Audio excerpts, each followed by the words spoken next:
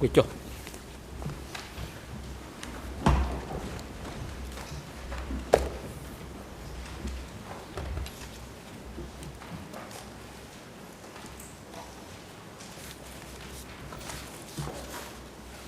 ông chúng tôi đẹp cả một tổ cái chấm nào ca này thì sắm là ca được bực này ông chúng đẹp nâng một tổ sắp đập cái cam rồi bỏ nãy chấm này để bị chết lỡ đây nâng một tổ ca tăng phong nô đánh đầu đờiกรมวิทยาการพิจารณาลูกคิวสัมพรให้หมดนักปราวิทยาการจุนตือกรมวิทยาการพิจารณาลูกคิวสัมพรลูกใจสายกอล์ฟที่แรงริการพิจารณาพิบวัฒนเมียนนักอัปเมียนพิกีนักบุคคลได้เอาอย่างไรชื่นก็หันชื่นเขาโจรวมในขนมกิจจำนวนการสามนาการนี้สมชื่น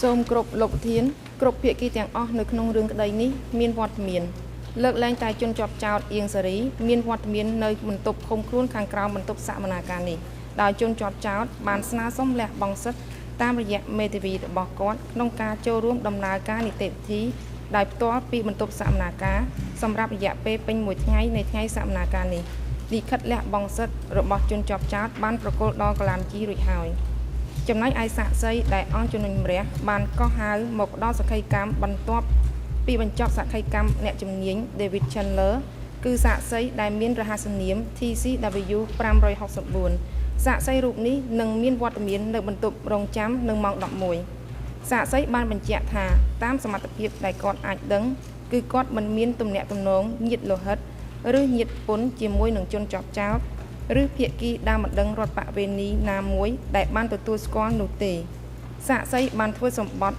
នៅចំពោះមុខលោកតាដំបងដៃរួចហើយកាលពីថ្ងៃទី24ខែកក្កដាឆ្នាំ2012សាកមេធាវីប្រឹក្សារបស់សាក្សីរូបនេះឈ្មោះលោកមេធាវីលឹមប៊ុនហេងសូមអរគុណ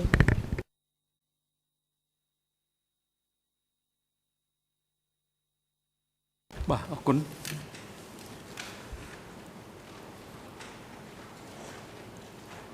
លោកមេធាវីបងអង្គបន្តិច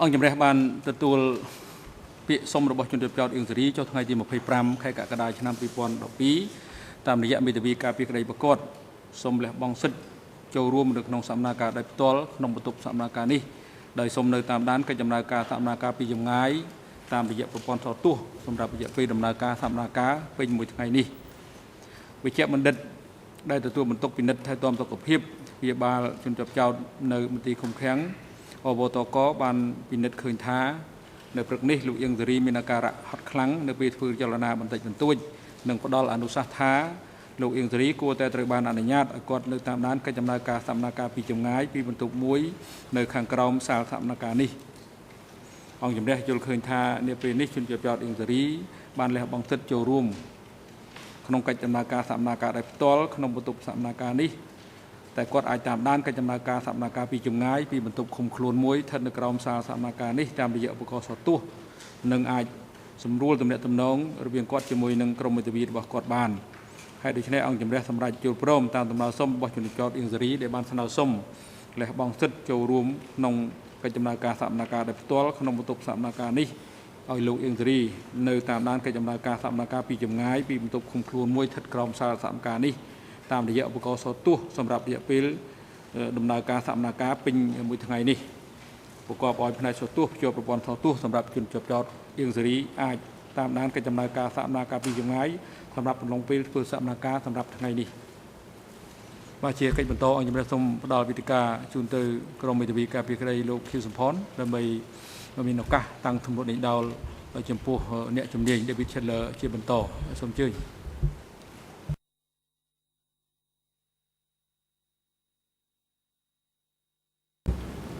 Merci, Monsieur le Président. C'est donc moi qui vais continuer à poser des questions à Monsieur Chandler. Bonjour, Monsieur Chandler. Je m'appelle Arthur Verken. Je suis avocat français et un des avocats internationaux de Monsieur Kyosampan. Je voudrais, pour ma première question, vous demander votre opinion sur la personnalité politique de Khieu Samphan, vous avez expliqué à cette barre que les personnes qui figuraient sur la liste des 34 qui sera utilisée par Sihanouk en 1963 étaient des personnes qui n'étaient pas connues du roi pour une appartenance à un parti communiste cambodgien, mais qui étaient plutôt connues pour leur gauchisme. Et ma question consiste à vous demander si, au-delà de cette information ou pas qu'avait le roi, en ce qui concerne Khieu Samphan, cela ne correspondait pas à une certaine réalité. Pour être encore plus précis, est-ce que vous voyez à cette époque-là Khieu Samphan comme un véritable communiste pratiquant, si vous me permettez cette expression, ou plutôt comme un progressiste, moins sympathisant?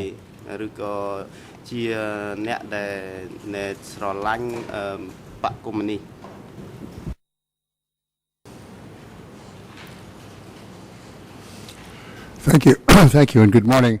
That's a complicated but good question. I'm not sure if you want me to say how I saw Khieu Samphan at the time myself in 1963, which reflect back to the times when I was here in 1962. Certainly in those days I had no evidence that he was anything more than I wouldn't just say progressive, I'd say very progressive member of the Cambodian intellectual elite. His newspaper was pretty probing and was shut down by the central government as being, I thought, subversive. So it's fairly in the open, left, progressive, but I have no evidence of CP membership. Now, of course, as you said, did the king even know about the CPK when he was given this list of 34 leftist intellectuals? He didn't even know that CPK existed as such.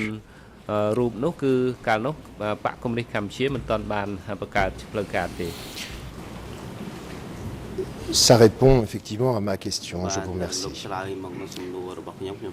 Je voudrais également connaître, Monsieur Chandler, votre appréciation des premières expériences de collectivisation en zone Khmer Rouge avant 1975. Je voudrais que vous nous disiez si, dans le contexte de l'époque, il s'agissait à vos yeux de mesures condamnables ou de choix qui pouvaient avoir un sens et qui pouvaient rencontrer l'adhésion de personnes qui n'étaient pas forcément des communistes enragés.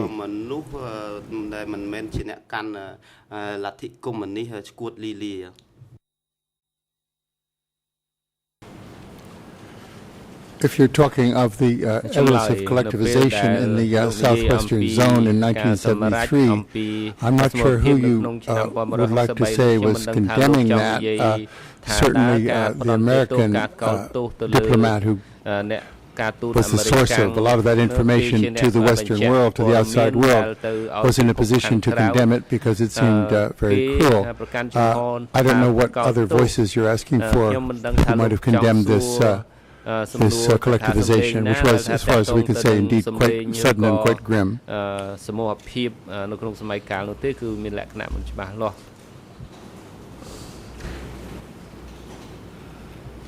Ce que je voulais savoir, c'est si, étant donné la situation économique du Cambodge, il avait pu, même à vos yeux, sembler que cette tentative de collectivisation des forces économiques était justifiable.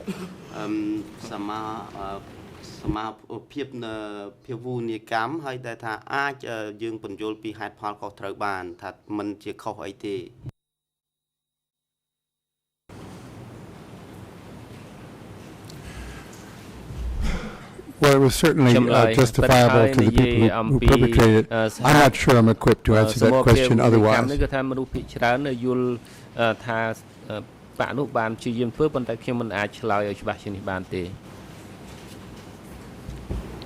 Je vous remercie. Je n'irai donc pas plus loin sur ce terrain. Est-il historiquement juste de dire que dans les années 70 à 75, les Vietnamiens n'étaient pas seulement présents au Cambodge pour y chercher refuge, mais également pour tenter d'y mettre sur pied et donc d'y contrôler à l'échelon des communes et des villages, une sorte d'autorité administrative et pour y recruter une armée khmer qui aurait donc été sous leur contrôle.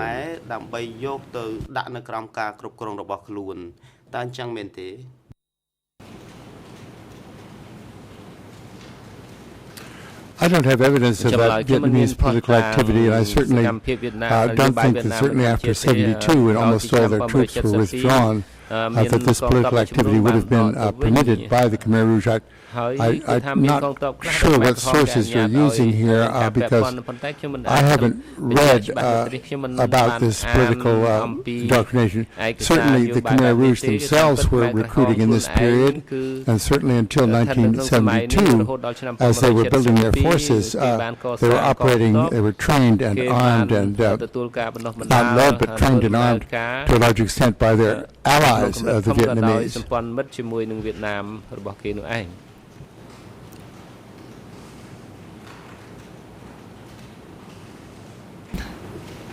D'accord, donc pour être très clair, vous n'avez jamais entendu, ne serait-ce même que évoquer cette théorie.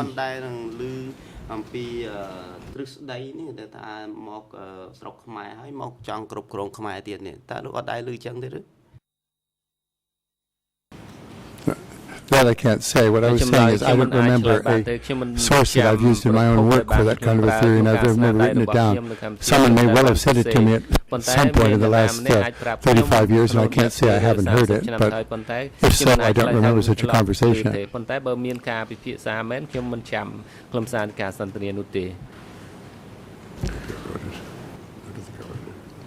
Votre micro est encore branché.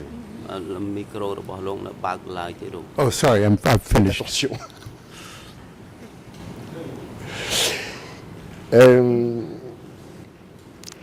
Est-il exact historiquement que les Cambodgiens et les Vietnamiens se sont livrés à une sorte de course à la libération de leurs villes respectives de Phnom Penh et de Saigon?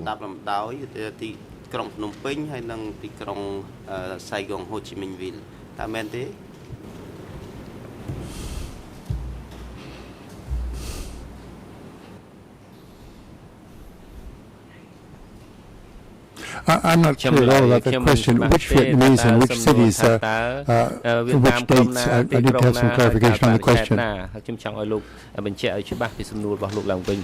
En 1975, est-il exact que les Vietnamiens de leur côté et les Cambodgiens du leur se sont livrés à une sorte de course à la libération de des villes de Saigon pour ce qui concerne les Vietnamiens et de Phnom Penh pour ce qui concerne les Cambodgiens.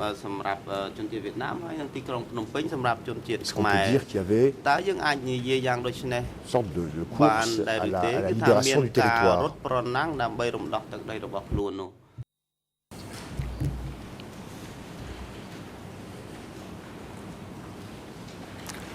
This is certainly the way the Khmer Rouge interpreted it once they'd won, and they may well have spoken about such a race in meetings with which we don't have records, but I can't recall having seen any records that indicate the Vietnamese racing the Cambodians, and nor that they felt that they had lost the race by occupying Saigon 2 weeks later than the Khmer Rouge occupied Phnom Penh.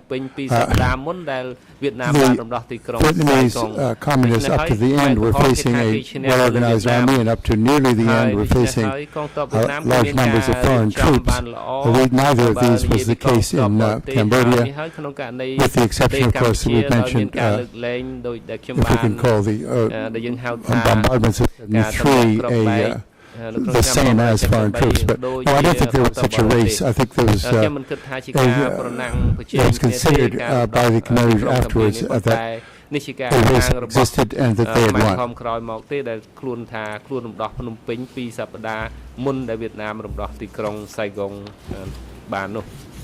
Alors en partant justement de l'idée que pouvaient s'en faire les Khmers rouges, est-ce que d'un point de vue historique et géopolitique, il vous semble que leur compréhension du moment était justifiée, à savoir, est-ce qu'il était géopolitiquement important pour eux d'avoir remporté cette course, même si même s'ils étaient les seuls à en avoir la perception.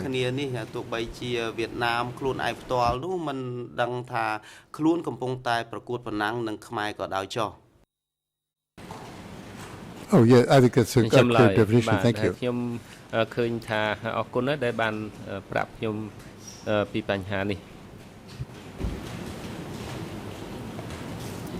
Et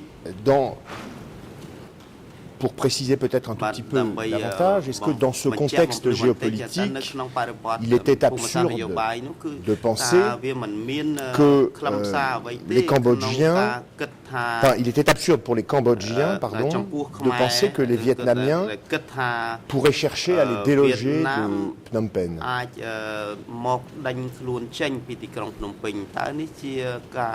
Ce qui s'est fait, mais plus tard.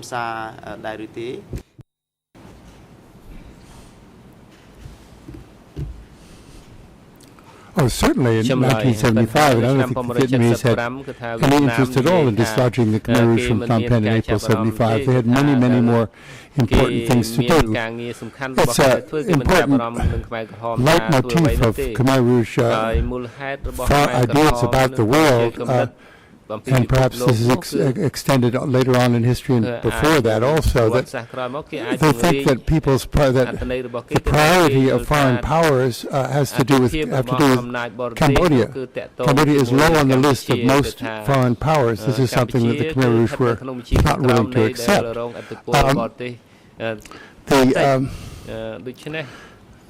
Let me just think. The idea that the Vietnamese had a lot more to do than occupy Phnom Penh in April 75, such as taking control of a country of 40 million people that had been hostile to them for 30 years. It didn't occur to the Cambodians, if they're saying what they had in mind at this point was seizing Phnom Penh. This is part of the, I hesitate to say paranoia, but a constant kind of distrust of Vietnamese intentions, and I think in many ways a misreading of them. It was not always a misreading, but occasionally a misreading when the idea that the high priority in Vietnam's foreign policy was always to destroy, occupy, whatever word you want to use, Cambodia in one form or another. Under one form of government or another, I'm sorry.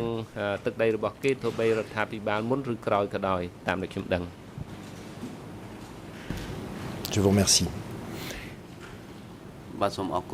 Alors j'ai une question qui va peut-être vous sembler un petit peu naïve sur le nombre de morts pendant la décennie 1970-1980. Parce qu'il est question de chiffres, nous en avons parlé, vous en avez déjà parlé dans différents ouvrages, et puis au bout du compte, ces chiffres se retrouvent devant ce tribunal.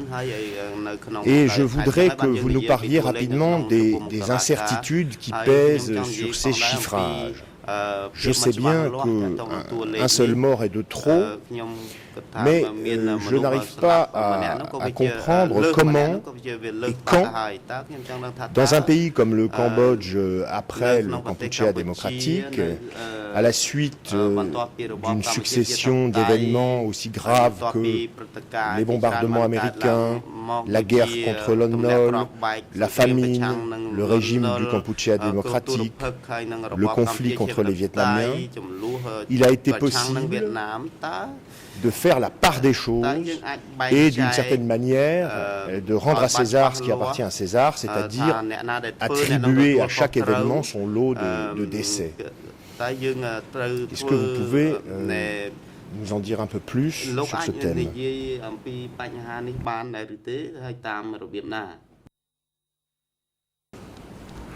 Thank you. I can't tell you much. I can only tell you what I've relied on in my work, which was not, as I've said before, direct demographic research on my part. The two censuses in Cambodia that were nationally conducted were in 1962, and the population was estimated at 5.8 million. 1998, 13.5 million. Demographers have estimated that had the birth rate continued at its quote normal unquote rate, the population of 13.5 million would have been reached not in 1998 but in 1991. So therefore the deficit is a population deficit in the period between those two periods. On the other hand, in 1968 already you have a larger figure, in 1970 already a larger figure, so it's between 70 and 98 that you have this deficit. And estimates in the early 80s. How many people died, I can only say that in this case I do refer to a consensus of opinion that's developed from the study of the demographic data that's available. This figure comes to a total, I'm not sure, but let's say, and I hate to be crass with these figures because I know these are all individual people, but the figures are very uncertain. 500,000 perhaps in the Civil War bombardment period, 1.8 or somewhere between, Hooverlin, the demographer, titled his article, between 1 and 3 million. It's just there that the consensus has developed between 1 and 3 million of deaths occurring under the Khmer Rouge. Of those, the consensus has drifted back from 3 million to or somewhere between 1.5 and 1.7, which is, I think, the figures I've used most of the time in my recent research. The figure of 3 million was bounced around by the Vietnamese immediately in 1979 and was picked up by one of the defendants in the court by saying if 3 million people were killed, they were killed by the Vietnamese. So this figure was then abandoned, although it still appears on tableaus at Chung Ek, which I think is really quite, I don't know, I can't use reprehensible, it's too strong a word, but I wish these figures were not still around in circulation, because 3 million is much higher than anyone has ever estimated. Some scholars are saying that maybe the 1.5 is too low as more and more grave sites are discovered from this period, but I don't know. How you divide up this population deficit by cause, and how much you divide up whatever figure you give to deaths under the Khmer Rouge, either starvation, overwork, mistreated diseases, trauma, or execution. It's impossible to decide which figure is accurate because there's no way of describing it. People extrapolate the figures of executions, for instance, from the data that might be available from some of the execution sites around Cambodia. They extrapolate the balance from the use of extensive use of refugee reports quite early in the 1980s, some of these by a Finnish group, one by a Japanese group, to try to extrapolate figures. But yeah, I mean, I think the beginning of your question suggested that no precise figures are available is something that you should always preface any question and any response with that sentence, because precise figures are available. These are all estimates, but the number of testimonies, both at this court and way far away from the court, of the number of people whose, the number of family members that people have said they lost under the Khmer Rouge, and here I cannot see what pressure or bribery could make people give a false answer. I mean, to say they lost their parents when they didn't, has led people to think this death toll was, again, somewhere between 1 and 3 million. And raising that, of course, as I said, higher if you include the 70-75 period. So you get it up to add another 500,000, but that's not under discussion at the tribunal, but it is making a total between those two dates that you discussed. Merci pour ces précisions. Je voudrais revenir sur une question que j'ai déjà effleurée, et vous demandez si, d'après vous, le type de collectivisation qui précède 1975 était du même type que celle qui sera instaurée pendant le régime du Kampuchea démocratique. Et plus précisément, je voudrais que vous me disiez si, d'après vous, le simple fait qu'il y ait peut-être, vous allez le dire ou non, une version préalable plus douce, puis une version postérieure plus dure, est-ce que cela était prévisible, d'après vous, à l'époque?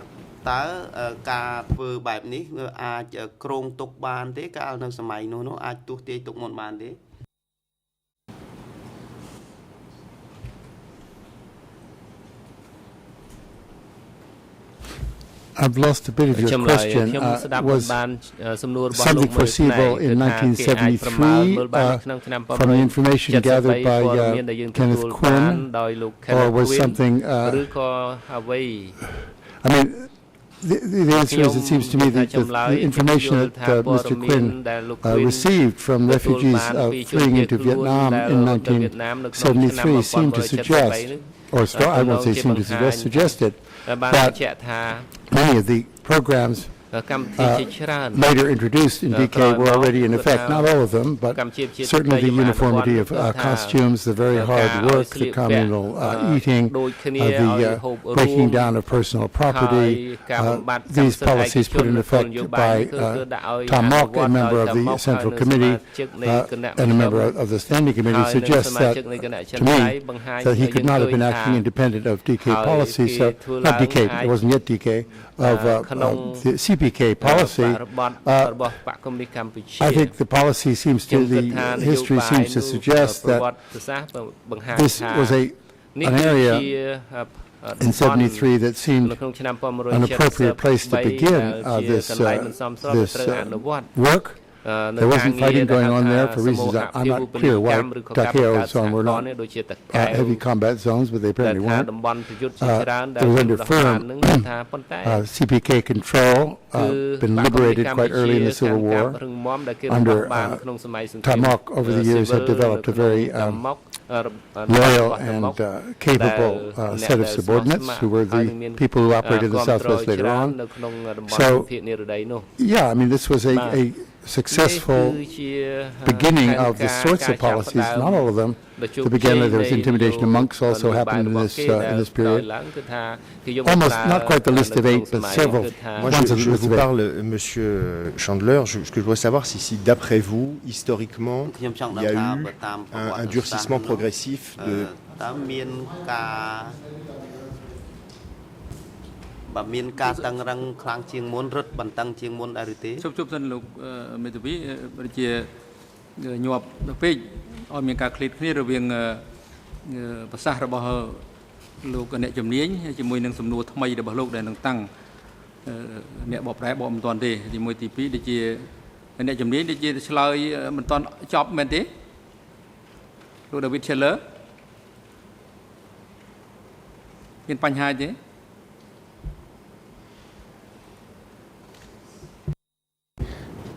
No, my response was finished, but I don't see there was time for it to be translated before he began his next question, which I welcome, but I'm not ready to immediately answer the next question without my first one being translated. No, I'd finished talking, thank you.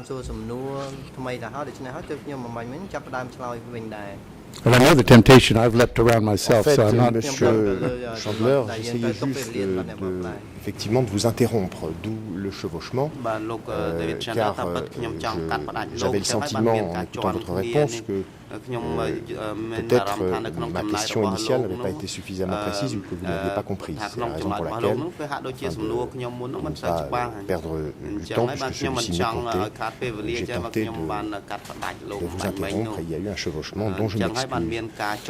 Ce que je voulais vous demander, le sens de ma question, c'était de savoir si, d'après votre analyse, il y avait eu une progression dans le sens d'un durcissement des politiques de collectivisation. Est-ce que vous feriez une différence entre la période avant 1975 et celle d'après 1975 ឬទេ70 75នេះពីមុន70ហើយនឹងក្រោយ70មុន75ហើយនឹងក្រោយ75 Oh, I certainly would. I'm sorry if I didn't get the point of your question.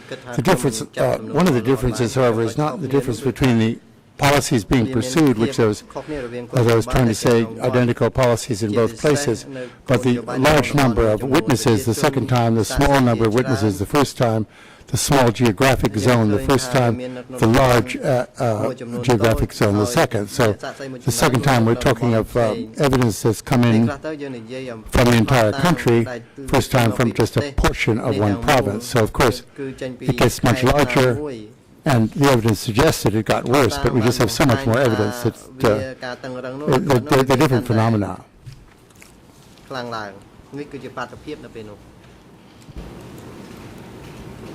Et sur la question du durcissement, parce que là vous êtes en train de me dire que du point de vue de la preuve, dans un cas on avait peu de témoignages et dans un second on en avait davantage, ou peut-être que c'était dans un cas moins répandu et dans l'autre généralisé, mais du point de vue du durcissement des mesures adoptées, est-ce que d'après vous il y a eu une progression ou non?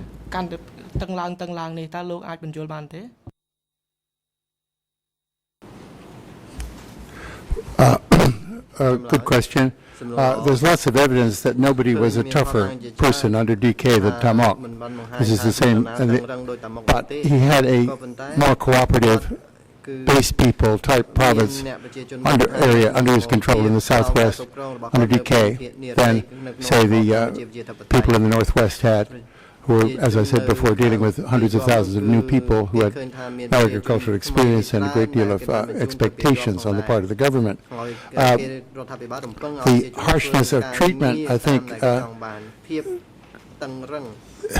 want to cite before, maybe as part of the court record, there's certainly an excellent chapter, an article by Michael Vickery about variations under DK, where he was talking to refugees quite early, 80-81, in Thailand, showing that there's a great difference in the way identical policies were implemented in different places. The policies were never ignored. There were no revolts by cadre.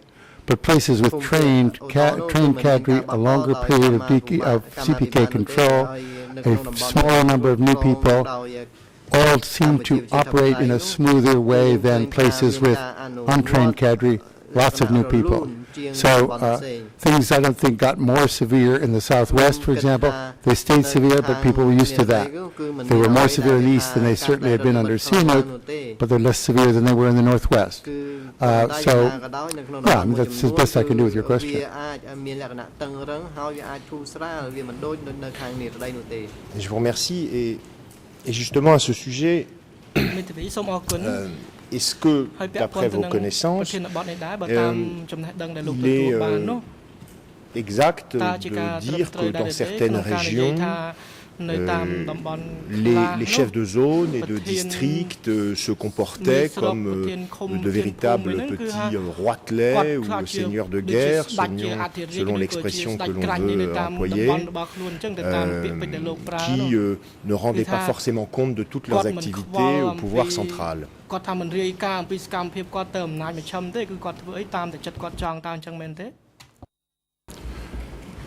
I'm not really ready to use that kind of language, and again, how do we know what they didn't report? I mean, this is, again, looking for the invisible archives and so on. Certainly there was great variety in the reputation of these people among people who were in their zones. Sao Prim, for instance, the Eastern Zone leader who committed suicide in '78, was recalled by more people, refugees whom I've spoken to, as someone who was as good as you could expect from the Khmer Rouge, as tolerant as they could hope for. There were people who had gone to the Eastern Zone from Phnom Penh.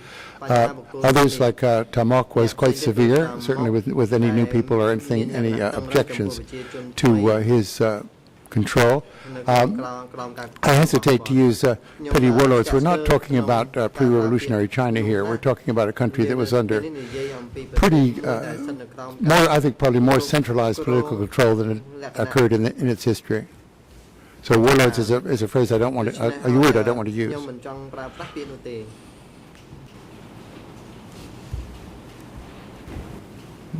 Est-ce que vous pouvez nous dire si, dans les conditions qui prévalaient sous le Kampuchea démocratique, celle-ci incitait plutôt les chefs d'échelons inférieurs à envoyer vers le sommet de la pyramide des informations valables sur l'état réel de leur région, ou s'il valait mieux pour eux chercher plutôt à embellir le tableau.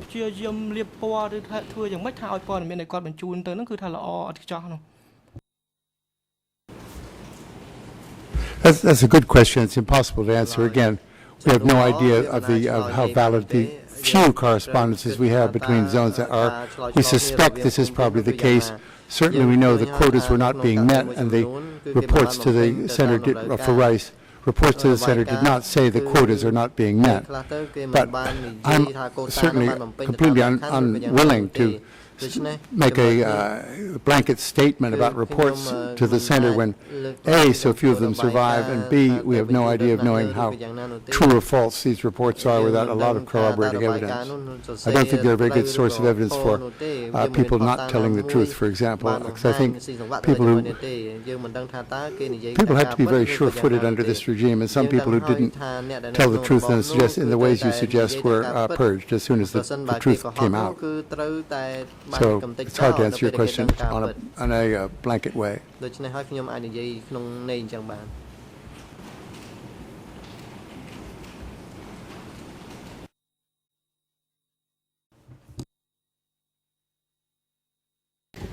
Et justement, à propos des purges, une question dont j'espère que vous ne la trouverez pas trop générale, mais est-ce que, et si vous la trouvez trop générale, n'y répondez pas, bien sûr, est-ce que vous pensez que ceux qu'on appelait les ennemis ont d'abord été purgés parce qu'ils étaient considérés comme des opposants au régime, ou ont d'abord été purgés en raison d'appartenance ethnique ou de classe?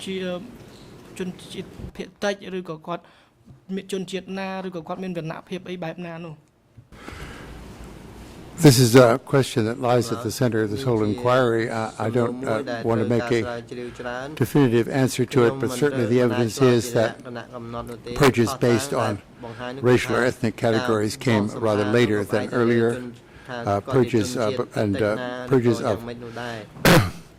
what were called class enemies. It's hard to say whether all these people were actually members of an improper or antagonistic class. They were branded as that. They're also branded as KGB agents and impossible things that just meant you're against us, we'll give you a bunch of labels. So the purges were not racially based. I think in general the purges were very seldom racially based, and it's hard to say even that the murders of ethnic Vietnamese in the country in 1978 can be termed as purges. I think they can be purged. That, to my mind, and this is an arguable point, that how do you want to say this? What the regime did to the Vietnamese seems to me to qualify as genocide under the UN Convention, and this is part of my own. I've said this in my writings.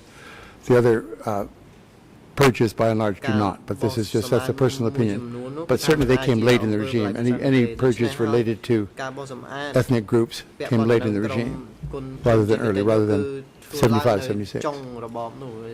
Or even 77, actually.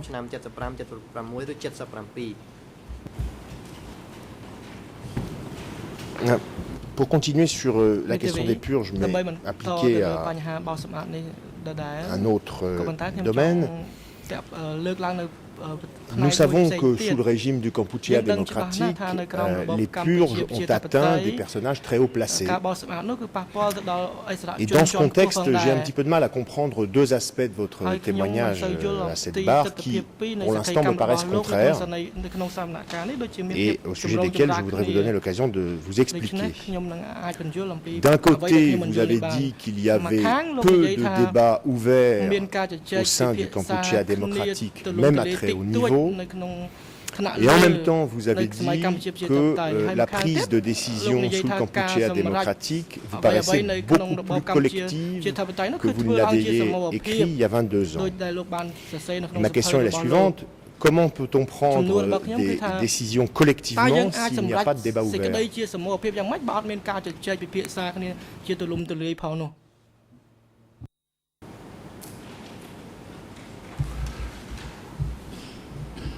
Depends how small the collective group is. I mean, an open debate is not characteristic of DK. Decisions made by a secret group have the validity that that group gave to them. I don't think there's a problem. I don't see. There probably are. I'm sure my testimony is full of contradictions, and I'm sorry for them. But this doesn't seem to present one to me.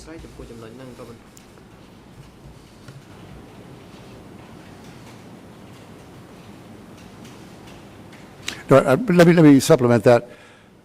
We have no evidence that the purges of very high people in the party are the direct result of open opposition to the regime spoken in a collective context by one of these people. And actually, this is not when you get to people like Von Vett and so on, or in the Central Committee, in their long confessions, not admissible as evidence. They never say they raised issues at the party, and there's no evidence that they did. They were purged for some other reason than failing to or making open objections to policies at these collective meetings.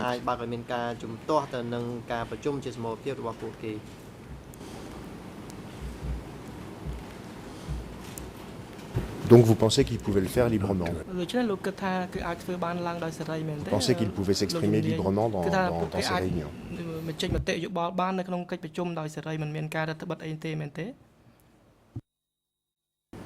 Oh, of course not. I mean, you see what's happened to what they knew what would. No, I'm sorry, I'm stammering. I shouldn't do that. These people had gained confidence in each other as a kind of composite groupthink group. Groupthink is a term used for the Pentagon planners of the Vietnam War, for example. They had a like set of ideas, a like set of objectives. They did not. They accepted the leadership of the Standing Committee. The Standing Committee accepted the leadership of Pol Pot. There may well have been some questions raised at some of the disappeared archives, the wonderful cloudy things that we wish we had access to. But the whole tradition seems to me of what I've read of other communist parties and so on, particularly in China or the Soviet Union, is Vietnam, that open discussion of involving that suggested sharp deviations from set policy or sharp objections to statements by the secretary of the party. That was fatal. People just didn't do it. So I wouldn't ever say open discussion. We're not talking of a French cabinet meeting or an Australian, Congress. This is a different world.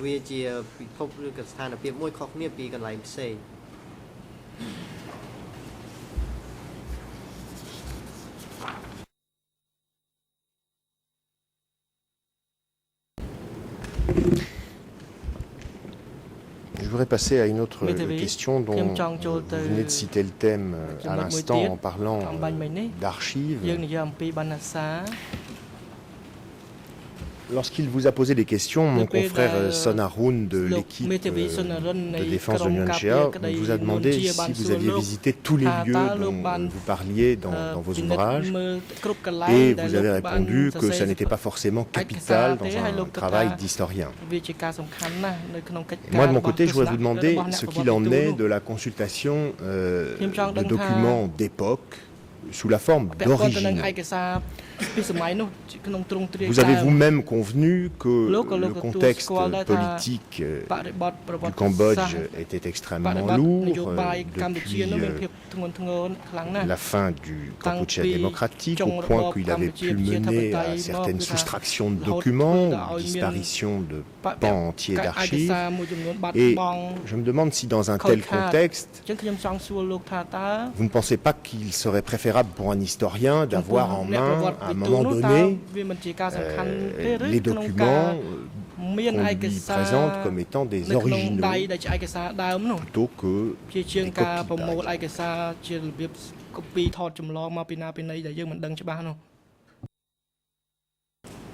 Oh, certainly. I mean, that goes without saying. I think we do have a great many original DK texts in our hands, however, particularly those springing from S21. These are not Xeroxes, these are the original texts as far as we can tell, unless they're massively forged with original typescripts and so on, which is unthinkable given the financial resources of the early years of the PRK. Certainly, it'd be better to have things we don't have. But that's, I mean, that's true of life. I mean, you do your best with what you've got. But yes, it is regrettable. Again, I want to get back to this culling issue. It looks as if there's some going on, but I don't want to make too much of it. As I said this to the UN Chia defense, because when you don't know what's missing, you really can't make a lot of decisions. There may be only one or two, could be 100. I don't know what is missing. There's no record that says, we used to have these records here, they're no longer here. That's not what's happening. Things are gone. Things that we would like to see, well, such as the standing committee meetings, which we're sure, I'm certain, were minuted right up to the end of 78, are missing, for example.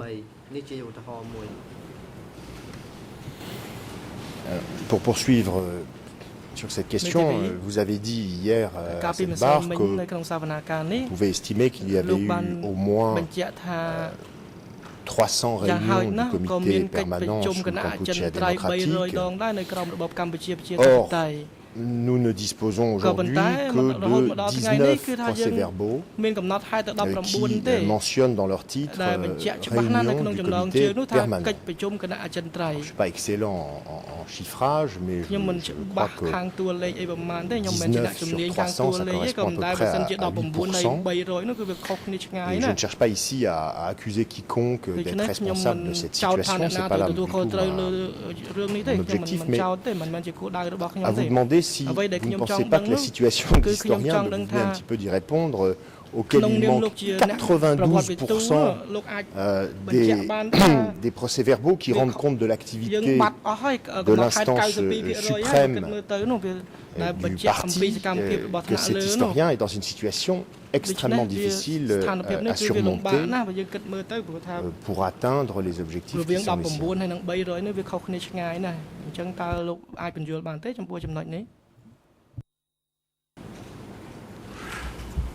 I'd say to some extent. I mean, the minutes of the Standing Committee of the Soviet Union and the Communist China have never been available to Western writers, yet some very respectable and I think pretty widely accepted histories of elements of those regimes have been drawn from other sources. So I don't think not having, and it should be more like 150 rather than 300. My last arithmetic I took was 1948, so if it's a weekly meeting, you have a 3-year regime, let's say it's about over 150.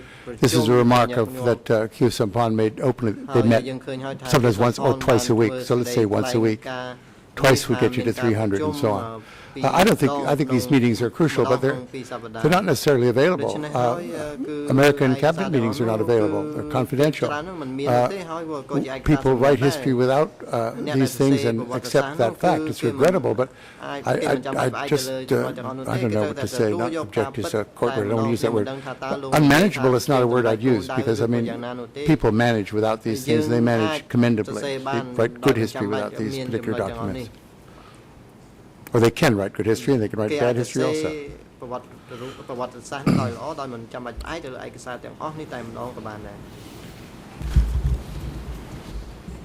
Et est-ce que cette pénurie de documents d'époque dont nous venons de parler pourrait expliquer que si l'on compare certains de vos ouvrages, celui qui est intitulé S21 ou le crime impuni des Khmers rouges, qui est fondé sur des archives importantes trouvées à S21, en comparaison d'autres ouvrages sur le régime, qui est une différence, c'est que certains paraissent plus narratifs, peut-être plus romancés. Vous vous souvenez que mon confrère Michael Carnavas vous a lu de nombreux passages, même si pas tous, des ouvrages. Est-ce qu'il y a là peut-être une source, une explication de cette différence que l'on peut noter entre vos différents ouvrages?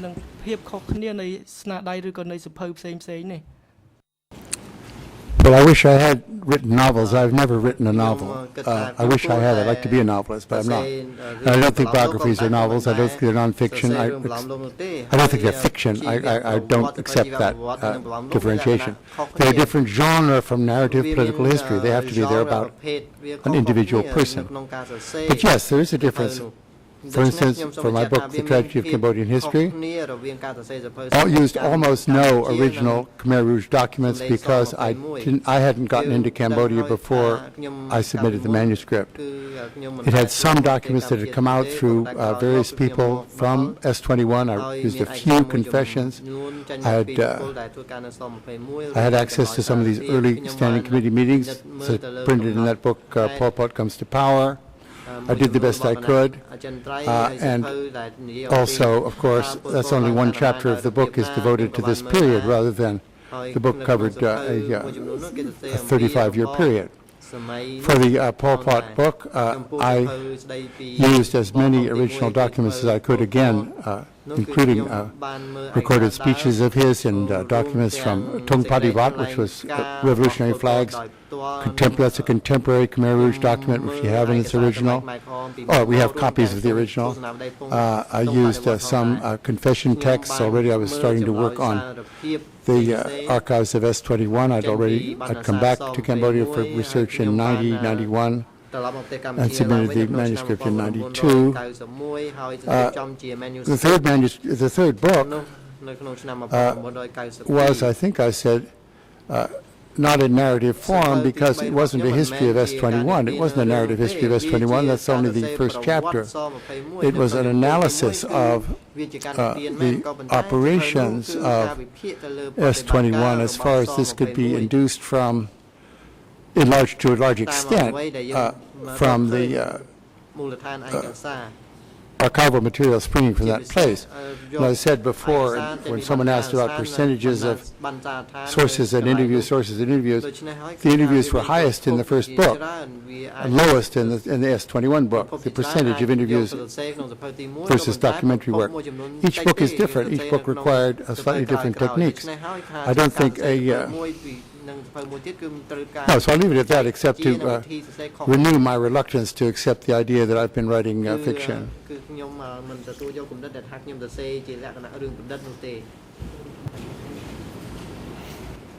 Ma question n'allait pas jusque-là, Monsieur Chandler. Tout de même pas. Et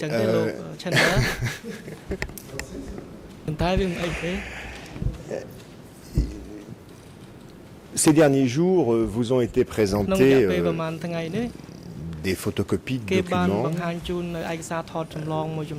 supposés être des documents d'époque.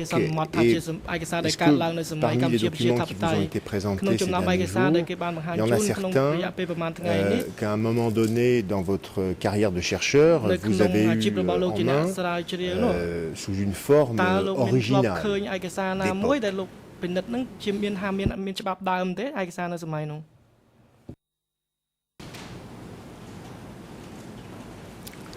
Yes, there are. Some of the standing committee minutes in original form were given to me in that form. I Xeroxed them that night, returned them to the person who had given them to me. So actually, the phrase "in my hands" is rather good. I had them in my hands before I read them. Some of the confessions from S21 in original copies I have held in my hands. Others I've seen in Xerox form. So that's the answer to your question.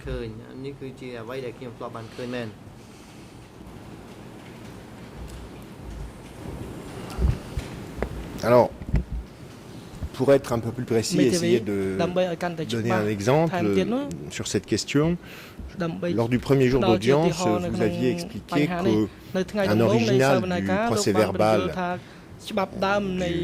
du 30 mars 1976 vous avait été remis à vous-même ou à Ben Kiernan par une personne qui l'avait trouvé dans une maison en 1979.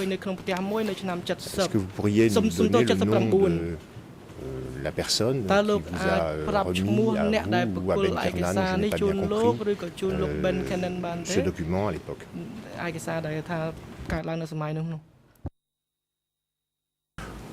Yes, this was. I think it's been recorded in court minutes. It was not a confidential element. I've sent letters in response to requests from the court about this. It was given to Ben Kiernan in I think 1982. He gave him a handful, I think 6 or 7. Documents. The man was Q Conarit, was later official under the current regime. In 1990, when I first came back to Cambodia, I went to see Q Conarit just to interview him about the Khmer Rouge regime, and he said, I have been upset by the fact that Ben Kiernan published only one of the documents I gave him, the one that you've just been referring to, and because of that, I'd like to give you the others that I found, which I've held in reserve. So he gave me another 7 or 8, which I took off to a Xeroxing machine and returned to him the next morning. So there are documents, and all these lines of transmission are in letters that I've sent in requests from the court, so I'm not being as precise as those documents are about when I got what and so on, but I think it's about half and half, and they were found in the same house at the same time, but he'd been holding on to them, waiting to see if they would get published, and then he was planning to give Ben some more, but Ben held on to all of them except this one for his own research, did not share them with me or anyone else. And used them in his book. Now, the ones that were given to me, in contrast, I Xeroxed them, concealed the name of the provider because that was important for him as a Cambodian at the time, but Xeroxed and sent, and with his permission in advance, sent copies of these documents to as many scholars as I thought would be interested, including Ben Kiernan. So I opened up and said, this is out there now, we can talk about it if you want to, rather than keeping it in some desk drawer of my own. That's just a bit of history. That's in the letters also that I've sent to the court.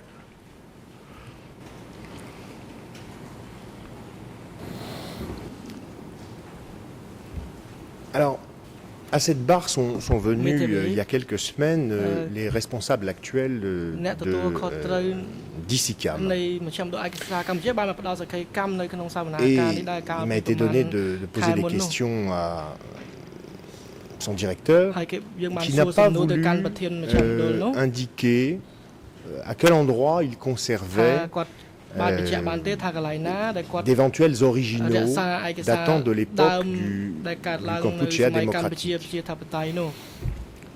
Et à mon sens, cette question a une importance, en tout cas en matière judiciaire, peut-être plus qu'en matière historique, je ne sais pas, mais en tout cas en matière judiciaire, ça a une importance, les originaux.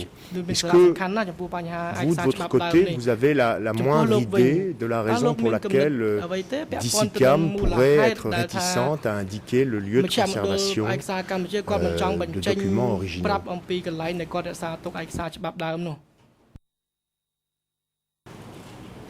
អ្នកជំនាញមកទាន់ឆ្លើយតបចាប់ផ្ដើមពីជំទាស់លើសំណួរនេះដោយតំណាងសាភិញ្ញាសូមជឿតំណាងសាភិញ្ញា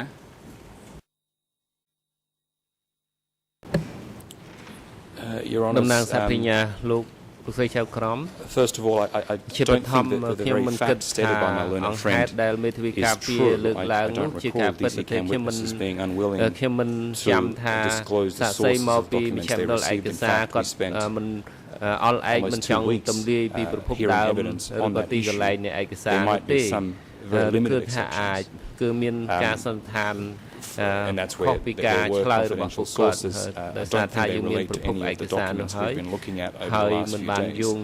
But putting that factual point aside, the question is inadmissible insofar as it requires the experts to opine as to the opinions of another party.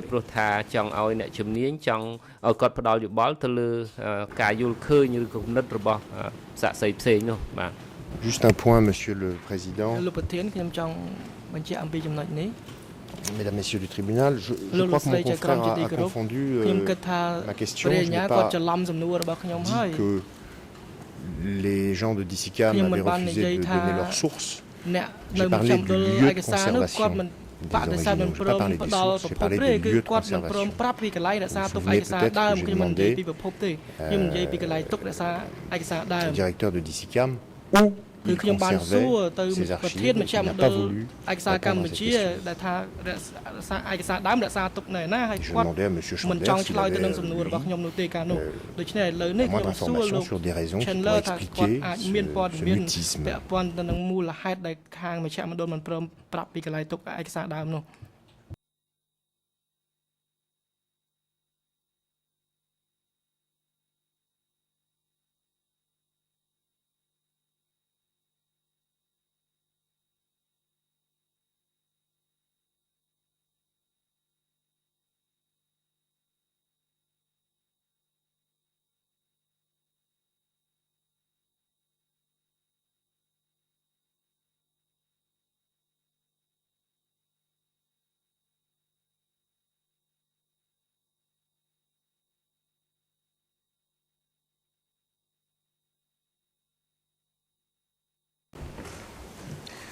សេចក្តីជំទាស់និងសម្អាងហេតុនៃសេចក្តីជំទាស់របស់តំណាងសហវិញ្ញាធ្វើឡើងមានមូលដ្ឋានត្រឹមត្រូវដូច្នេះសេចក្តីជំទាស់នឹងមានប្រសិទ្ធភាពសំណួរនេះគឺមិនពាក់ព័ន្ធទៅនឹងភាពជំនាញរបស់អ្នកជំនាញរូបនីតិអង្គជំរះមិនចាំបាច់ស្ដាប់ចម្លើយអ្នកជំនាញរូបនេះតបទៅនឹងសំណួរនីតិ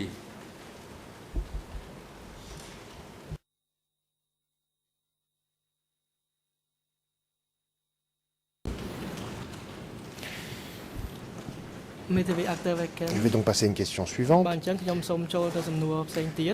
Monsieur Chandler, lors du premier jour d'audience à cette barre, Madame le juge Cartwright vous a demandé un certain nombre de commentaires sur le procès-verbal du 30 mars 1976 qui est intitulé, je cite, « Décision du comité central sur un certain nombre de problèmes ».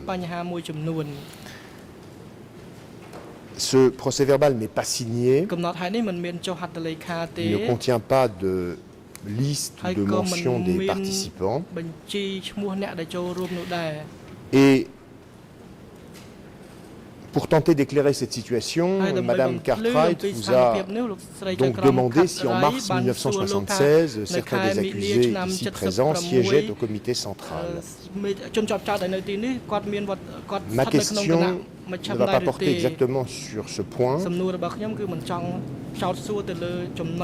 qui m'intéresse, c'est votre opinion sur l'organe du parti dont émane ce document. Vous l'avez vu à plusieurs reprises. Si c'est nécessaire, on peut vous en remettre une copie encore à nouveau maintenant. Mais ce procès-verbal mentionne dans son titre l'expression comité central. Mais certains chercheurs, par exemple Craig Etcheson, qui est cité à ce sujet dans le jugement d'Ouk, pensent qu'il émane très probablement non pas du comité central, mais du comité permanent du comité central. Est-ce que vous avez une opinion à ce sujet?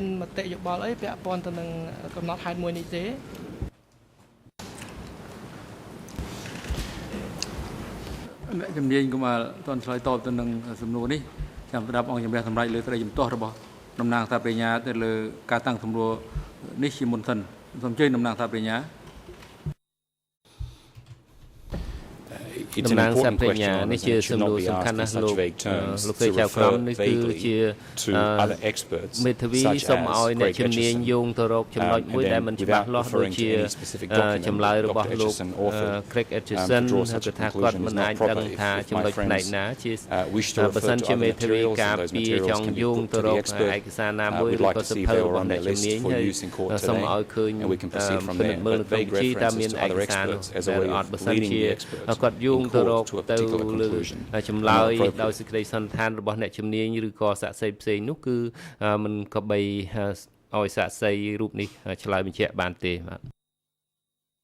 បាទត្រឹមត្រូវហើយយើងស្ដាប់នៅការតាំងសំណួររបស់លោកមេធាវីដូចជាមិនទាន់បានបង្ហាញនៅអត្តសញ្ញាណឯកសារច្បាស់លាស់ទេគ្រាន់តែបង្ហាញនៅឯកសារថ្ងៃទី30 ខែ 6 ឆ្នាំ 1976 ការបង្ហាញបែបប៉ុណ្ណឹងគឺមិនទាន់គ្រប់គ្រាន់ទេក៏បីបង្ហាញអត្តសញ្ញាណនៃឯកសារហ្នឹងឲ្យបានច្បាស់លាស់លេខប្រមាណទៅលេខឯកសារហ្នឹងហើយបញ្ហាផ្សេងទៀតគឺសូមបង្ហាញជាលក្ខណៈបង្ហាញអត្តសញ្ញាណឯកសារហើយបើអាចធ្វើបានគឺចំពោះឯកសារដែលមិនទាន់មានសូមបង្ហាញឲ្យបានត្រឹមត្រូវមុននឹងតាំងសំណួរពាក់ព័ន្ធទៅនឹងអ្នកជំនាញឬក៏សាក្សីដទៃទៀត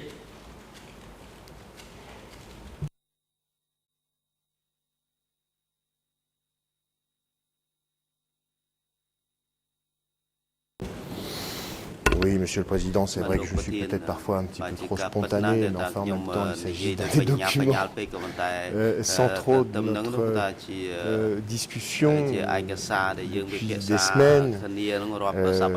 Alors, le procès-verbal de la décision du comité central porte la cote E3/12.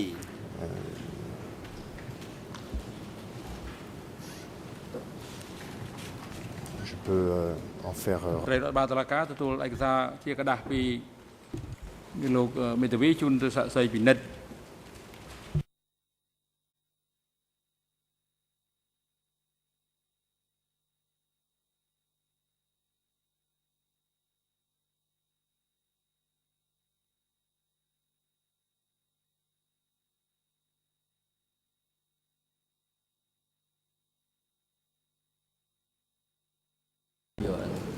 Est-ce que...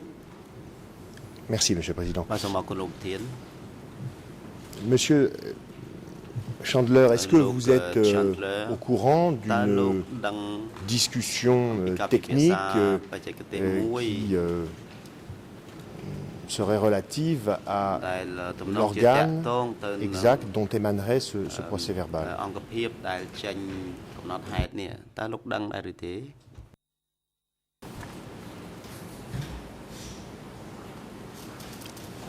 No, if it occurred in the court, I'm not aware of that. ដោយដែលបង្ហាញនៅឯកសារនេះខ្ញុំមិនដឹងថាការពិភាក្សាជាបច្ចេកទេសរបស់គេនោះដូចម្ដេចទេ Excuse me, if you mean I hope you mean not the source through which the document was we talked about before, but the title at the top. If okay, fine. In that sense, no, I was not present or aware of any of that technical discussion.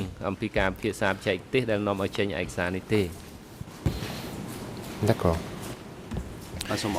Je vais donc passer à un autre sujet. Et je voudrais évoquer maintenant la question relative à ce qu'il est convenu d'appeler le bureau 870. À cette barre, vous avez à la fois expliqué le terme 870.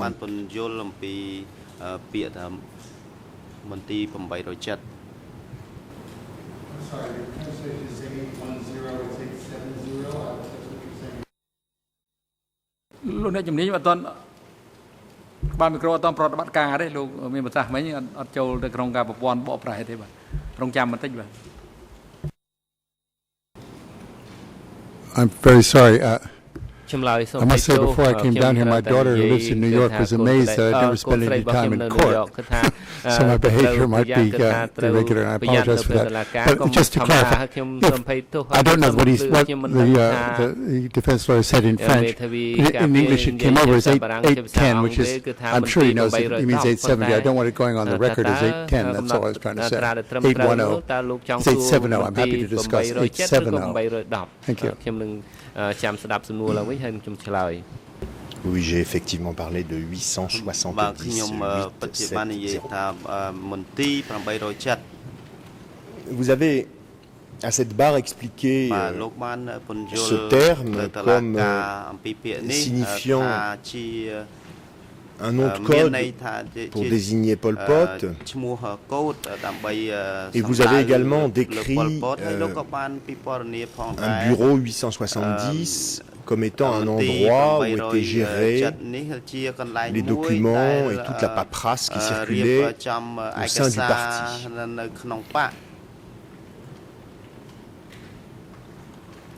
Et je voudrais que nous regardions ensemble un autre procès verbal qui est daté, lui, du 9 octobre 1975 et qui est la cote E382.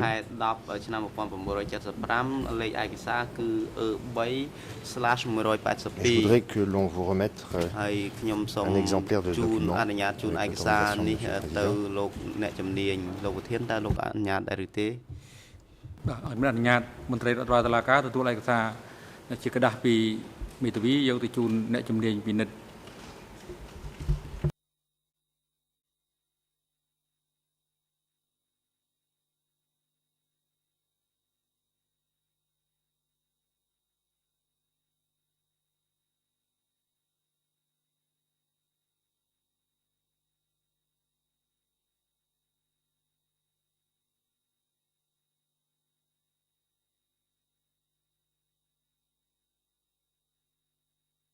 Ma question porte sur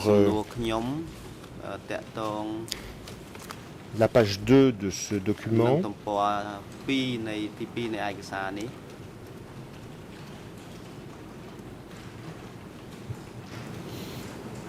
page à laquelle nous pouvons constater qu'il y a une distribution de postes et que l'expression 870 est utilisé à 2 reprises. Au point 8, il est indiqué camarade Doun, chef du bureau politique de 870. Et au point 12, il est indiqué camarade Yem, le bureau de 870. Et je voudrais vous demander si vous êtes en mesure de faire une différence entre ces deux administrations dont les appellations contiennent le chiffre 870 et de nous l'expliquer.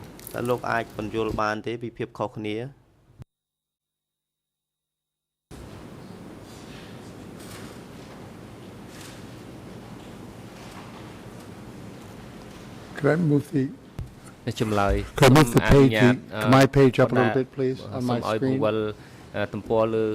Raise what I'm looking at.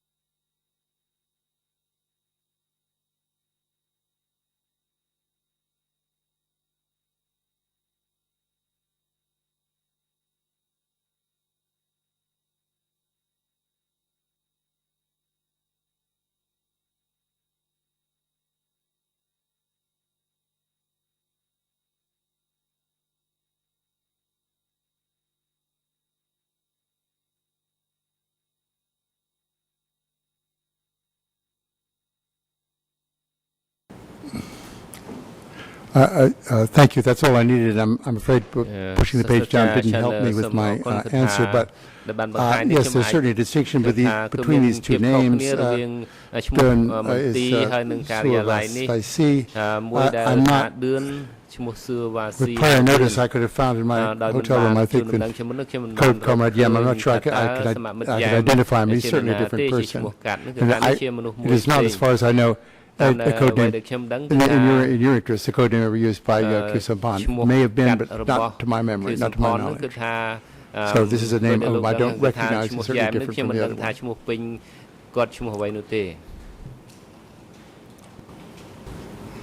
Et pour ce qui concerne les attributions de chacun des bureaux ainsi décrits, est-ce que vous avez la moindre explication ou est-ce que vous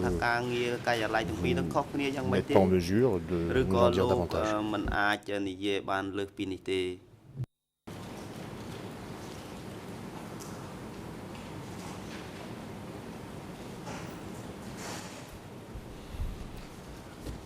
I can't really say any more from my own research, no. The following paragraph, however, suggests that there was a great deal of work coming into this office, or it may even be Pol Pot talking about himself, but in a sense it's the same thing.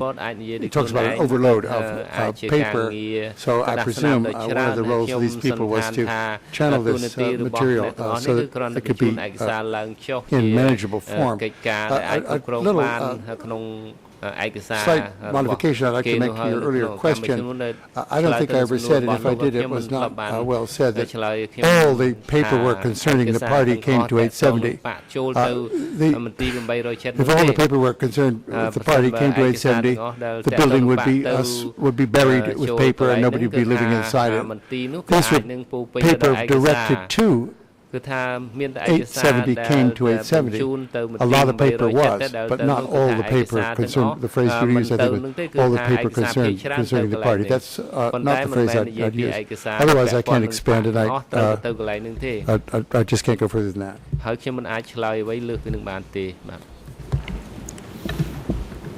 Oui, j'avais dit cela pour respecter le sens de la phrase que vous aviez prononcée à l'audience du 18 juillet. Vous aviez parlé même des poumons du parti. C'était peut-être une phrase trop générale, j'en conviens.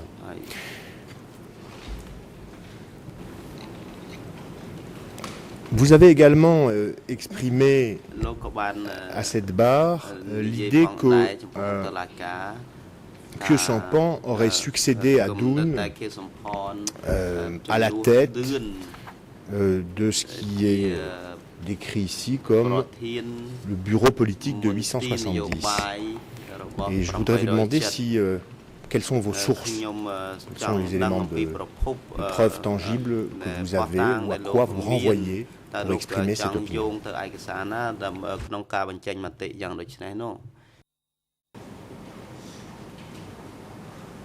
I can only say that I've read it in many places. That's maybe an evasive answer, but I can't remember a specific source. It's a piece of information that is definitely in the public domain. I haven't seen a reason to say that it's false. One reason to suggest it might be false is that your client has denied it, so that's a piece of evidence that one has to weigh into. So this is why I'm not really ready to weigh those two against each other and be definitive. This is not something I've worked on at any stage recently.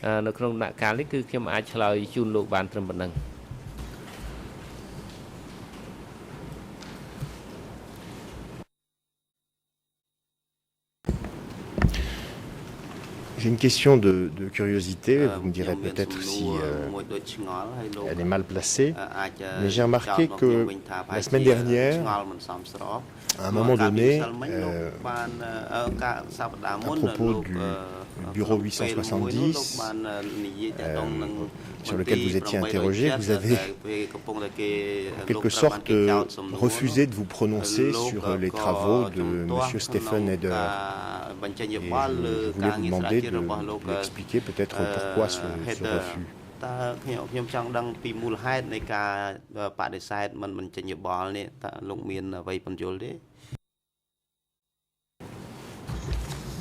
I don't think I did refuse to say anything about his work. I said a fair bit about his work, actually. I don't think refused to say about his work is an accurate statement.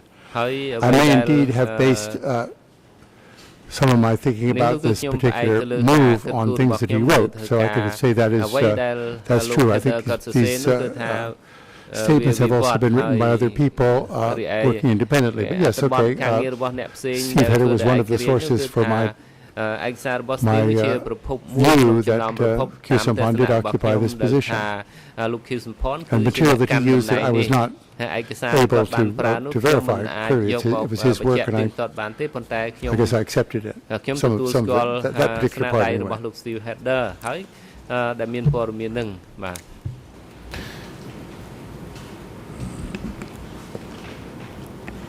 Je voudrais maintenant changer de thème et vous poser une question relative à une réponse que vous avez faite au sujet de la chaîne des informations qui remontait depuis S21 jusqu'au sommet de la pyramide du Kampuchea démocratique. Et lorsque vous avez été interrogé sur cette question, vous avez d'abord rappelé la déclaration de Duc à son procès indiquant qu'il ne rendait compte de ses activités qu'à Son Sen. Et puis ensuite, vous avez déclaré, et là je cite votre réponse du 18 juillet 2012, dans l'après-midi, entre 15h21 et 15h23, Son Sen, je cite donc, estimait que S21 était suffisamment important pour en référer aux autres membres du centre de parti, du parti, pardon. Fin de la citation. Et je voulais vous demander si, dans le cadre de vos recherches, vous avez découvert, rencontré, eu à étudier le moindre document d'époque qui aurait démontré, sans doute possible, que M. Khieu Samphan avait reçu de Son Sen des informations venant de S21.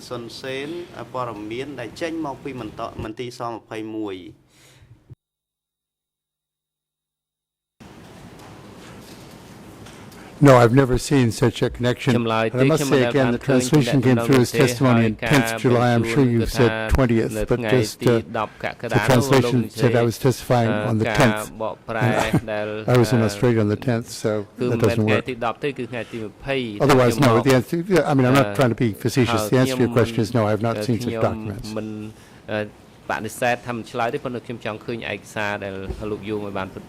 Alors, pour le transcript, je faisais référence au premier jour d'audience, le 18 juillet.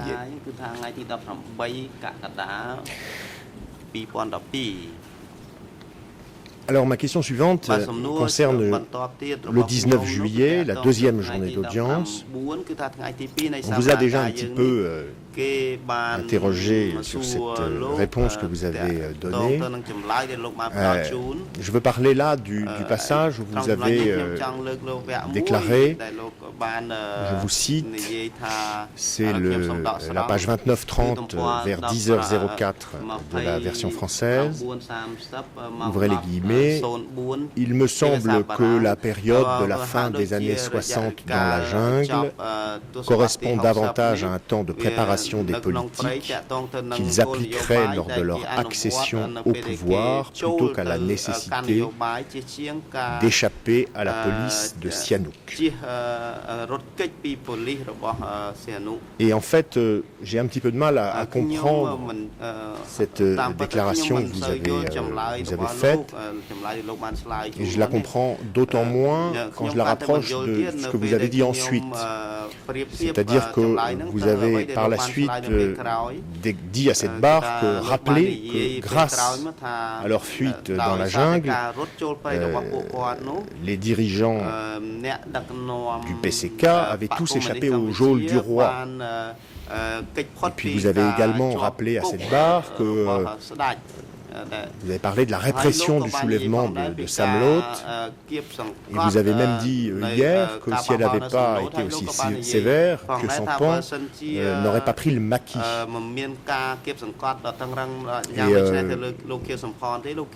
Je cherche juste à comprendre ce qui m'apparaît comme une contradiction. Est-ce que vous contestez ou vous revenez sur la sévérité de la répression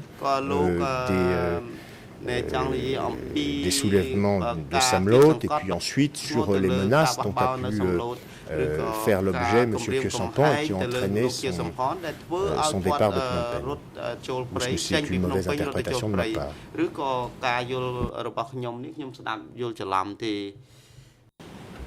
Absolutely, and reading some of the things, reading my own material after that, one of the sessions, I found, or that made, since I found it made me remember that Sihanouk had actually accused Khieu Samphan to his face of fomenting the Samlot rebellion, which is a very treasonous offense, and I think Khieu Samphan, I can't speak for him, of course, but I think that kind of sentence is rather terrifying, and it certainly would contain by implication at least a jail sentence. And so I think that accusation was, I would infer, was sufficient to impel Khieu Samphan. I would say unwillingly. I think he would prefer to stay in Phnom Penh and do the work he was doing unwillingly, but rationally into the maquis or the jungle.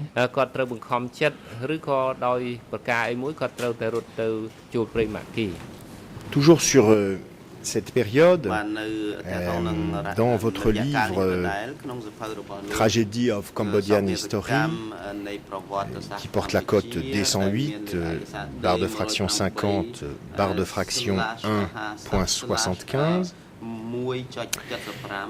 en anglais, puisqu'il n'y a pas de traduction en khmer, page 167, ERN 00 19 32 50, vous évoquez le recueillement de 15 000 étudiants dans la province de Kandal et le fait que ces étudiants pensent que Khieu Samphan est décédé. Ma question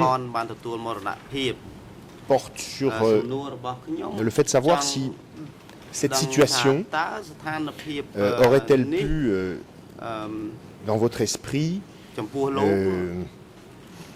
inciter Pol Pot, par exemple, à instrumentaliser la popularité de Khieu Samphan.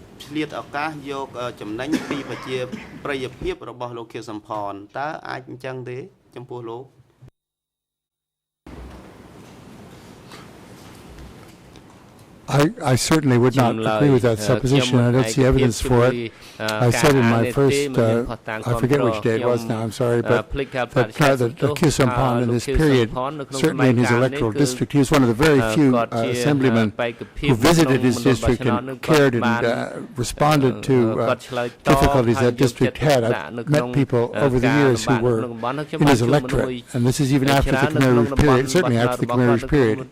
These people all asserted that this was a really unusual, loyal and popular deputy.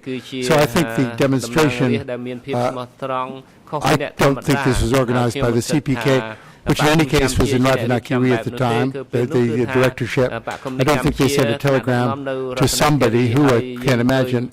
I don't see who in Kandal, in the high ranks of the party, at this time, were able to mobilize 15,000 students with the false but quite plausible news that Khieu Samphan had been killed. And people disappeared under Sihanouk, just as they disappeared under the Khmer Rouge. There was never any admission that they had been arrested, tried, convicted, and executed. They disappeared. And his disappearance, I think, shocked his electorate. I think this demonstration in his favor, I just can't imagine why that would happen. And the long history of a relationship between Pot and Kisapan never suggests that Pol Pot was in any case ever concerned with sabotaging Kisapan's popularity. I think this was a preoccupation of Sihanouk. Sihanouk did not like this popularity one bit. I think Pol Pot, I can't speak for him, so that's in my answer. Sorry. En fait, vous répondez précisément aux questions que je vous pose et vous avez parfaitement raison. C'est moi qui me suis peut-être mal expliqué. Je ne demandais pas, et je ne prétendais d'ailleurs pas que la révolte, plutôt pardon, le recueillement de ces 15 000 étudiants dans la province de Kandal avait été manipulé par le parti. Ce n'était pas l'objet de ma question. Je demandais si c'était juste pour moi un exemple en fait de la popularité de Khieu Samphan que je vous donnais, et je voulais vous demander de rebondir sur l'enjeu à cette époque que pouvait représenter la popularité de Khieu Samphan. C'était plutôt là-dessus, donc avec une prise de distance par rapport à l'illustration que j'en donnais à Kandal. Est-ce que la popularité de Khieu Samphan à cette époque pouvait intéressé dans une perspective politique les Khmers rouges.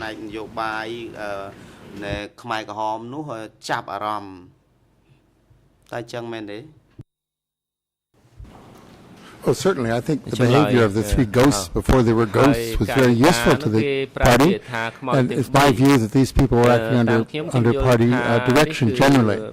Stay in the open, act as our front, do what you can to pursue our overall goals. I think their popularity in that sense was pleasing, must have been pleasing to the leadership. We have no record of that.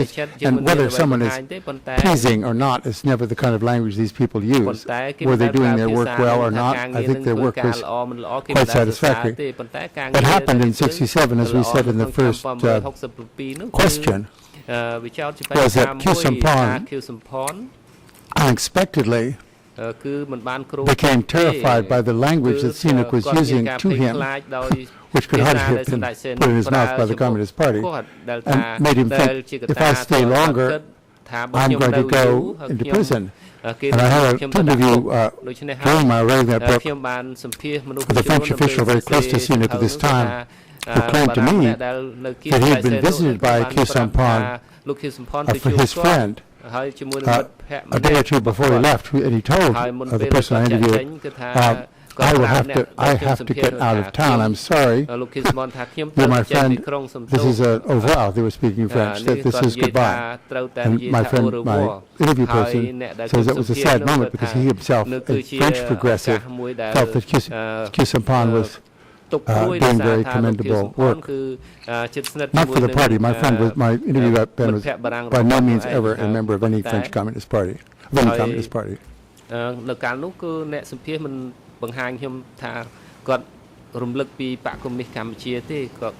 Justement, M. Chandler, à cette époque, il n'était pas membre du Parti communiste. C'est ça qui m'étonne dans votre réponse, c'est que vous décrivez Khieu Samphan comme quelqu'un qui effectue un travail pour le parti, comme quelqu'un dont on est satisfait du travail. Et moi, je suis un peu étonné par cette description que vous donnez, et je vous demande sur quelle source vous fondez une telle analyse.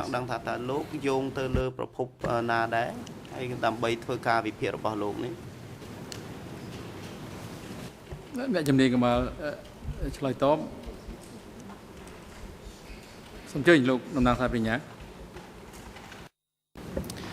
Now, in the interests of allowing our counsel, our learned friend, to get through his material, we've not objected to a lot of the leading questions, but that was a particularly blatant example of counsel testifying as to Mr. Khieu Samphan's membership or otherwise of the CPK.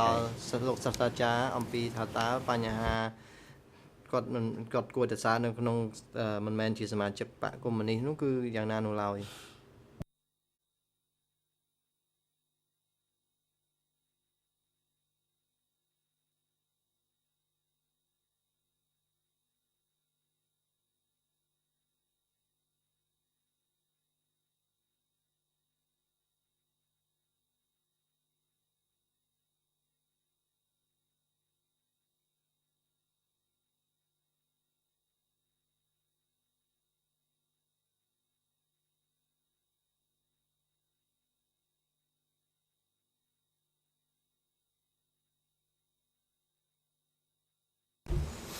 បាទសេចក្តីជំទាស់នឹងសម្អាងហេតុនៃសេចក្តីជំទាស់របស់តំណាងថៃបរិញ្ញាធ្វើឡើងមានមូលដ្ឋានត្រឹមត្រូវដូច្នេះសេចក្តីជំទាស់នឹងមានប្រសិទ្ធភាពលោកមេធាវីបើទិនជាមានបំណងក្នុងការតាំងសំណួរលើបញ្ហារដែរនេះសូមរៀបចំសំណួរឲ្យបានត្រឹមត្រូវនិងសមស្របក្នុងការតាំងសួរចំពោះអ្នកជំនាញ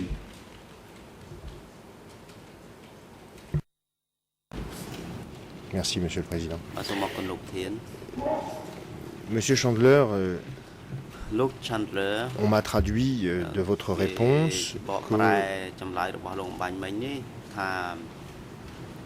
avant le départ au refuge de Monsieur Khieu-Samphan pour la jungle, vous décriviez son activité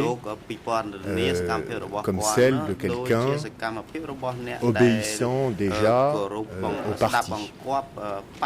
Et ma question consistait à vous demander si, dans votre vision des choses, et avant 1967, M. Khieu-Samphan était déjà télécommandé par le parti, et si c'est le cas, pouvez-vous expliquer quels sont les éléments qui fonderaient une telle opinion?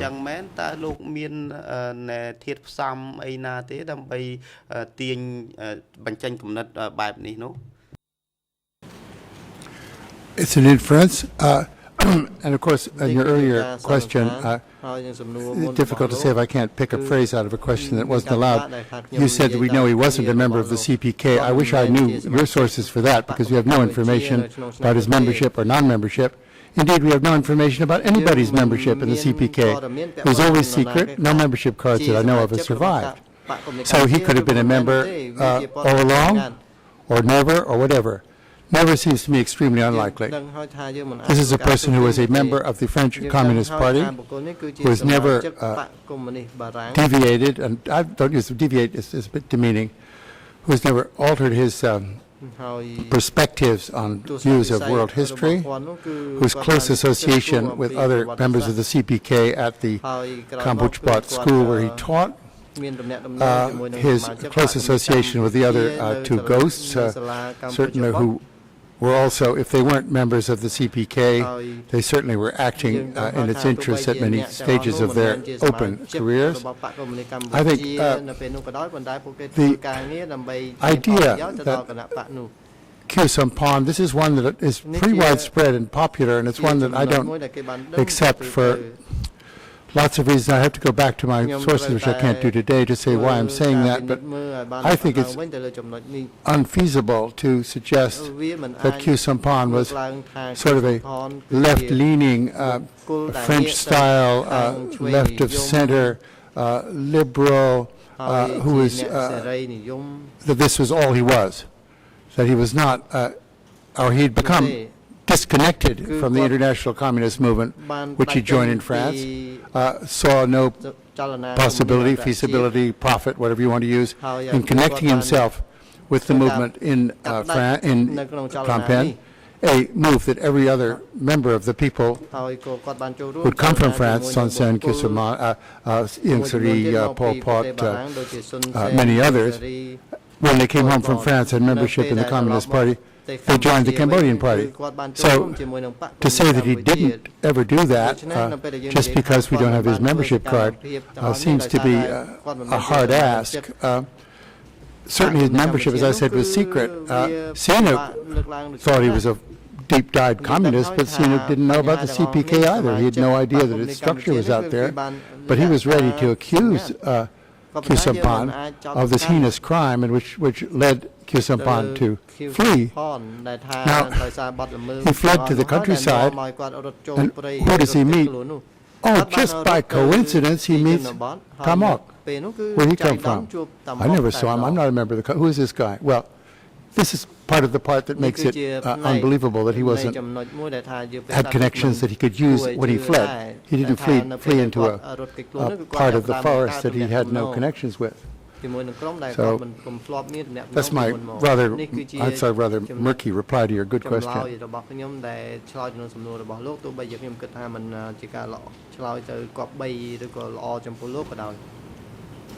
អរគុណច្រើនឥឡូវនេះដល់ពេលវេលាសំឡុំសម្រាប់ហើយអង្គជំនះប្រកាសសម្រាប់20នាទីចាប់ពី2នាទីទៅរហូតដល់ម៉ោង11សូមអញ្ជើញចូលវិញដើម្បីបន្តកិច្ចដំណើរការសកម្មភាពហើយមុននឹងសម្រាប់អង្គជំនះសូមសួរទៅលោកមេធាវីអន្តរជាតិការពីក្តីលោកខៀវសំផនតើលោកត្រូវការពេលវេលាប៉ុន្មានទៀតក្នុងការតាំងសំណួរដេញដោលចំពោះអ្នកជំនាញ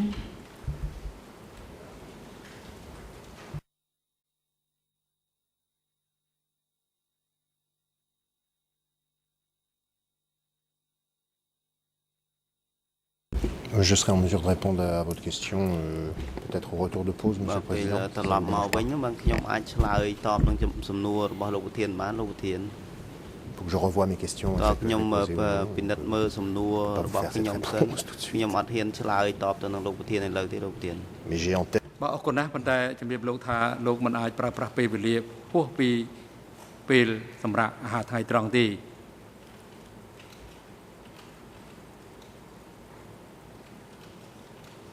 ដូច្នេះសូមលោករៀបចំនៅការទំនួលរបស់លោកធ្វើយ៉ាងណាដើម្បីប្រើប្រាស់ឲ្យមានប្រសិទ្ធភាពនៅពេលវេលាដែលនៅសេសសល់សម្រាប់លោកនេះសម្រាប់មន្ត្រីរបស់តុលាការសម្រាប់ទទួលផ្ដល់កន្លែងសម្រាប់នៅបន្ទប់សម្រាប់របស់សាក្សីអ្នកជំនាញដល់អ្នកជំនាញហើយនឹងឲ្យជួយគាត់មកកាន់កន្លែងផ្ដល់ទិដ្ឋាកម្មនៅក្នុងបន្ទប់សកម្មភាពនេះវិញនៅវេលាម៉ោង11សម្រាប់ចុះ